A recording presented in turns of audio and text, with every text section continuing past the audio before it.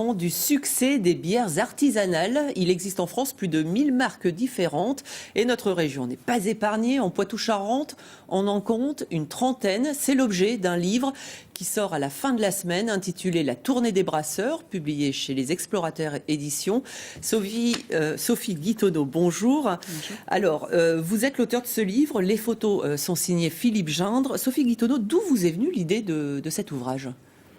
Alors l'idée d'un phénomène, de plusieurs phénomènes conjugués, en fait l'envie d'écrire un livre, le goût aussi assumé pour la boisson, et puis la perception d'un phénomène qui se jouait avec une dynamique naissante, mais qui était déjà sur un bon rythme de croisière.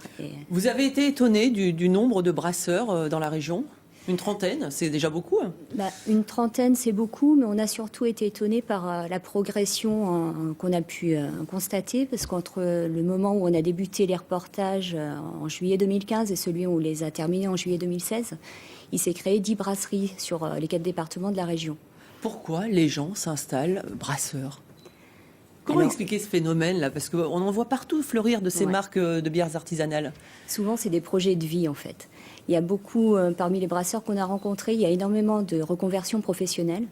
Pour l'essentiel, ils venaient de professions intellectuelles et ils trouvaient plus de réel sens. Enfin, ils avaient besoin de quelque chose de concret, de produire, de créer, et besoin de proximité aussi, de s'inscrire dans le cadre d'une économie locale. Est-ce que c'est dur de créer une bière, justement, de brasser une bière ? Alors, c'est dur, ça demande de la créativité et de l'inventivité, mais aussi énormément de rigueur. C'est un process scientifique, donc beaucoup ont suivi aussi des formations, notamment la seule formation diplômante de France qui se trouve à La Rochelle, à l'université. Est-ce que vous avez vu des profils assez atypiques chez ces brasseurs ? Il y a un peu de tout, c'est ce que vous nous expliquiez à l'instant. Il y a quasiment que des profils atypiques même. On a pu rencontrer un journaliste informatique qui s'est reconverti, un ancien militaire, un photographe. Enfin, c'est vraiment des profils de tous horizons, un maréchal ferrant. Enfin. Est-ce qu'on gagne bien sa vie ? Est-ce qu'on peut vivre de son travail en étant brasseur ? Alors on peut en vivre, mais il y a différents profils qui se dégagent là aussi. Pour certains, c'est avant tout un projet économique, mais pour beaucoup, c'est un projet de vie. La quête est plus qualitative. Par exemple, il y a des personnes qui sont revenues de la région parisienne pour retourner sur leur terre parce qu'ils avaient besoin de retrouver une vie plus calme, plus sereine et d'être dans l'échange. Quels sont vos coups de cœur, vous ? Parce qu'il y a des noms quand même improbables dans ces bières-là. Ouais. Ça, c'est sûr.